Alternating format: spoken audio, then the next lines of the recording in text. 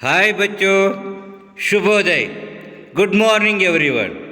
एक बार फिर हमारे सेंट जोसेफ्स पीओ कॉलेज विजयपुर हिंदी विभाग के मैं डॉक्टर सुनील वासुदेव पड़सालीमणि आप सभी को हिंदी कक्षा में हार्दिक स्वागत करता हूँ। बच्चों, कल के कक्षा में हमने सूरदास जी का परिचय, जो मध्ययुगीन काल के भक्ति काल के सर्वश्रेष्ठ कवि दासों में श्रेष्ठ सूरदास जी का संक्षिप्त परिचय देखा। उसमें हमने सूरदास जी के बचपन और उनकी दीक्षा और उनका प्रमुख रचनाओं के बारे में अध्ययन किया और उनके द्वारा 3 पद जो है हमारे पाठ्यक्रम में रखा गया है, जो सूरदास के पद के रूप में हमारे पाठ्यक्रम का विषय है। उसमें से पहला पद हमने अध्ययन किया। उस पद में हमने देखा कि जिस प्रकार गोपियाँ श्री कृष्ण के प्रति उद्धव के सामने अपनी प्रेम बता रहे हैं, जिस प्रकार उनकी आंखों को देखकर जैसे कि श्री कृष्ण को देखा ऐसा महसूस करने वाले पद बहुत ही आकर्षणीय रहा।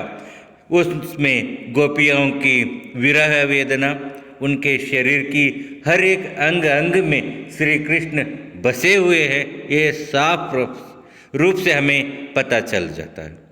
तो बच्चों, आज श्री कृष्ण के और एक वर्णन जो सूरदास जी ने किया, दूसरा पद जो है आपके मोबाइल के पर्दे पर प्रस्तुत है। आप अपने मोबाइल के पर्दे पर दूसरा पद ध्यान दीजिएगा। जमुना तट देके नंद नंदन, मोर मुकुट मकराकृत कुंडल पीत बसन तन चंदन, लोचन तृप्त भाई दर्शन तय उर्की तपनी बुझानी, प्रेम मगन तब बई सुंदरी उर गदगद मुख भानी, कमल नयन तट पर है ठाड़े संकुच चाही मिली ब्रज नारी, सूरदास प्रभु अंतर जामी व्रत पूरण पगधारी। जिस प्रकार यहाँ पर सूरदास जो है श्री कृष्ण का रूप सौंदर्य का वर्णन करने का विचार किए हैं, जो जमुना नदी के तट पर श्री कृष्ण जिस प्रकार दिखाई दे रहे हैं, उसका वर्णन यहाँ पर बहुत ही सुंदर रूप से प्रस्तुत करने का प्रयास यहाँ पर श्री कृष्ण के बारे में सूरदास ने व्यक्त किया है। गोपियाँ कृष्ण के दर्शन करके उनकी छवि के बारे में बताती हैं कि आज उन्होंने जमुना नदी के किनारे नंद के पुत्र कृष्ण को देखा। जमुना तट देखे नंद नंदन, जमुना नदी के तट पर आज उन्होंने नंद के पुत्र श्री कृष्ण को देखा। उनके मुकुट पर मोर का पंख लगा हुआ है और कानों में पहने हुए कुंडलों पर मछली की आकृति बनी हुई है। जिस प्रकार कानों में जो कुंडलियां पहनी जाती है वो मछली के आकार से बनी हुई है। उनके शरीर पर पीले रंग के कपड़े बहुत अच्छे लग रहे हैं। उनका शरीर चंदन की तरह है, जो बहुत ही सुगंधित होता है। उनके दर्शन करके आज गोपियों की आंखों वो बहुत अच्छा लग रहा है, जैसे आज उन आंखों की प्यास बुझ गई हो, हर हृदय की आग को शांति मिल गई हो, मन को उनके दर्शन करके बड़ा ही सुकून मिल गया हो। उन्हें देखते ही गोपी प्रेम की भावना से मग्न हो गई है। लगा जैसे आज वे अधिक सुंदर लगने लगी है। उनका मन में खुशी से फूला नहीं समा जाता और मुख में वाणी अंदर ही अंदर रह गई है, कृष्ण से कुछ कह नहीं पा रही है। कमल के जैसे नयनों वाले कृष्ण यमुना नदी के किनारे खड़े हैं और गोपियाँ उनसे मिलकर बहुत ही संकोच कर रही है, अर्थात उन्हें लज्जा आ रही है। सूरदास जी बताते हैं कि भगवान कृष्ण मन की बात जानते हैं, वे जानते हैं कि किसकी अभिलाषा क्या है और उसको कैसे पूर्ण करने की क्षमता रखते हैं। जिस तरह उन्होंने गोपियों की कृष्ण दर्शन की कामना को पूरा कर दिया है। पहले पद में जैसे ही गोपियों ने कहा कि श्री कृष्ण की दर्शन करना चाहते हैं, उनका एक बार देखना चाहते हैं, तो श्री कृष्ण को ये संदेश पहुंचने के बाद वो जमुना नदी के तट पर आते हैं। तब इस तरह का गोपियों को उनके रूप सौंदर्य के बारे में वर्णन करने लगते हैं। यहाँ पर गोपियाँ एक के बाद एक उनका तारीफ करने लगते हैं, उनका पूरी तरह से वर्णन करने लगते हैं। जैसे कि वे कहते हैं, जमुना तट देखे नंद नंदन, जमुना नदी के तट पर देखा हमने नंद के पुत्र श्री कृष्ण को, मोर मुकुट मकराकृत कुंडल पीत बसन तन चंदन। देखिए उसके मुकुट पर एक पूरी तरह से मोर का पंख लगा हुआ था, जिस पर अपने सिर पर जो मुकुट लगाए थे उस मुकुट पर एक मोर का पंख लगा था, और जिस प्रकार कान में जो कुंडल पहना हुए थे वो मछली के आकार के थे। मकराकृत मतलब मछली के आकार थे। बसन तन चंदन, उसका पूरा शरीर जो है चंदन से भरा हुआ था, चंदन चंदन ही लग रहा था। उसका पूरा शरीर जो है चंदन से लेप था। लोचन तृप्त भाए दर्शन तय उर की तपनी बुझानी। उनके दर्शन, श्री कृष्ण के दर्शन प्राप्त करने के बाद हमारे अंदर की जो ज्वाला थी, जो अग्नि थी, जो उन्हें मिलने की जो अभिलाषा थी, वो आज पूर्ण रूप से तृप्त हो गया है, पूरी रूप से उनको सुकून मिल गया है, उनकी शरीर को एक तरह का शांति मिल गई है, क्योंकि उनके बहुत दिनों की अभिलाषा जो थी श्री कृष्ण की दर्शन पाना, श्री कृष्ण को देखना, आज उनको साक्षात श्री कृष्ण सामने दिख रहा है। श्री कृष्ण के सामने खड़े होकर वे कह रहे हैं कि जिस प्रकार मोर के मुकुट पहने हैं और मछली के आकार का कुंडल पहन के पीत वस्त्र जो पहने हैं, जो उसके बाद उसका शरीर जो है पूरी तरह से चंदन से भरा हुआ है, और उनका ये रूप देखकर हमारा शरीर बहुत तृप्त हो गया है, मन पूरा भर गया है। जितना दिन से हमारे अंदर जो उसको देखने की तड़पन थी वो आज पूरी तरह से बंद हो गया है, समाप्त हो गए। जो व्याकुलता उसको देखने का था वो पूर्ण रूप से शांत हो गया, क्योंकि आज हमें हमारे सामने श्री कृष्ण का रूप मिल रहा है। श्री कृष्ण को देखे हुए हैं कहकर अपने विचारों को व्यक्त करते हुए आगे कहते हैं, प्रेम मगन तब भाई सुंदरी उर गदगद मुख बानी। और जिस प्रकार श्री कृष्ण को देखकर इतने दिनों से श्री कृष्ण के सामने ये बात करेंगे, ये विचार कहेंगे, उनको ऐसे बातचीत करेंगे कहकर जो विचार करके आए हुए थे, जो प्रेम के साथ, उनके प्यार के साथ उनके साथ वार्तालाप करना चाहते थे, वो पूरी तरह से प्रेम में मग्न होकर उनकी रूप सौंदर्य को देखकर वहीं पर गदगदित हो गए, और उनके मुंह से एक भी शब्द नहीं निकल पा रहा था। वो पूरी तरह से उसका रूप सौंदर्य में खो गए हुए थे। सभी गोपियाँ जिस प्रकार श्री कृष्ण के सौंदर्य को देखकर, उसके रूप सौंदर्य को देखकर स्तब्ध रह गए, मुग्धित रह गए। उसके सामने उनको कुछ भी कहने के लिए कंठ से एक भी शब्द बाहर नहीं आ रहे थे। वैसे वे क्या हो गए, गदगदित हो गए।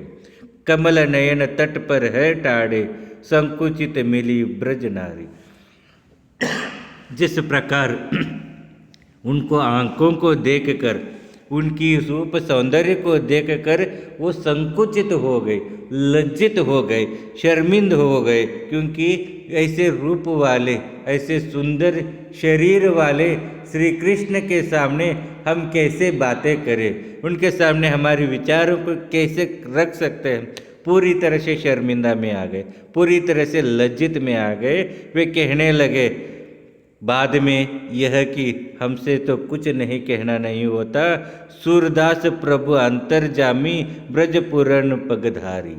जिस प्रकार प्रभु श्री कृष्ण जो है अंतर्यामी है, वो साक्षात भगवान है, हर एक मन की भावनाओं को समझ सकता है, हर एक की मन की विचारों को समझ सकता है।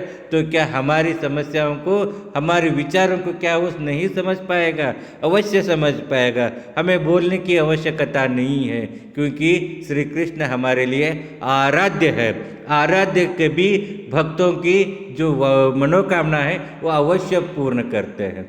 इसीलिए क्या है, हमें कुछ बोलने की आवश्यकता नहीं है, वो अंतर्यामी है और हमारी मन की सभी भावनाओं को वो पूर्ण रूप से तहे दिल से मानेंगे कहकर अपने विचारों को व्यक्त करते हैं। जिस प्रकार जमुना नदी के तट पर आप देख सकते हैं अपने मोबाइल के पर्दे पर, जमुना नदी के तट पर श्री कृष्ण को देखा उन्होंने, सभी गोपियाँ, सब गोपियाँ देखकर उनको मोहित हो गए और जैसे ही कहने लगे आज नंद नंदन को देखा, आज नंद के पुत्र को, श्री कृष्ण को जमुना नदी के तट पर देखा।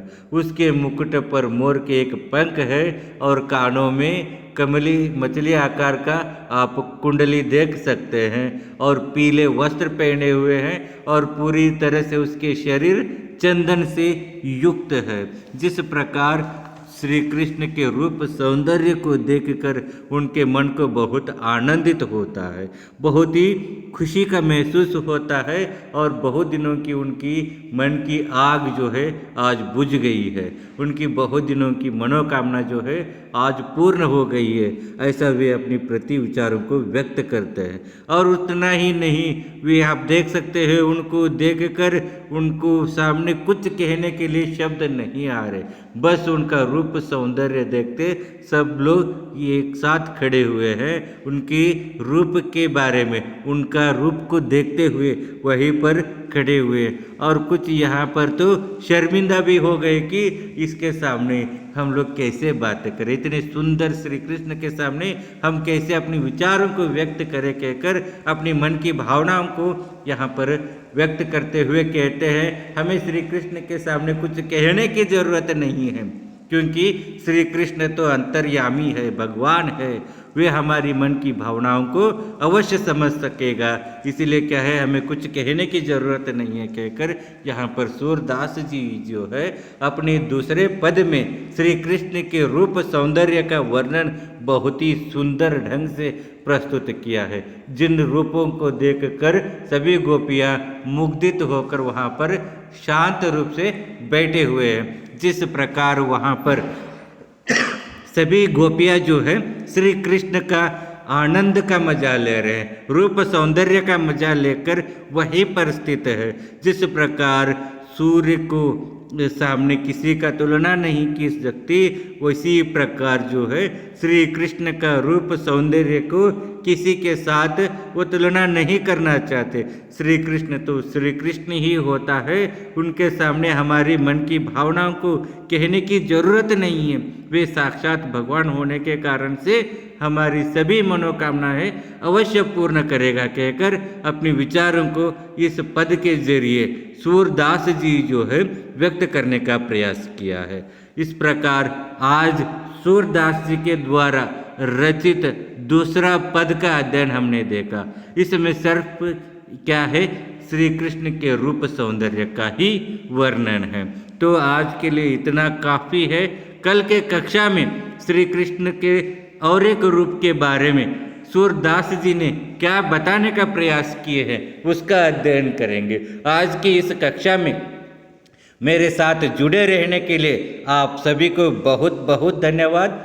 कल के कक्षा में आप सभी के सामने सूरदास जो है भक्ति काल के, जो मध्ययुगीन काल के सर्वश्रेष्ठ कवि, दासों में श्रेष्ठ सूरदास के द्वारा रचित 3 प्रमुख दोहों के अंतिम दोहों के साथ आपके सामने प्रस्तुत होता हूँ। तब तक के लिए आज इन 2 पदों के बारे में आपको ठीक से अध्ययन करना होगा ताकि भाषा जो है ब्रज भाषा होने के कारण से सही सही इसका प्रयोग कीजिए। कल इसके तीसरे पद के साथ आपके सामने प्रस्तुत होता हूँ। आज इस कक्षा में जुड़े रहने के लिए बहुत बहुत धन्यवाद।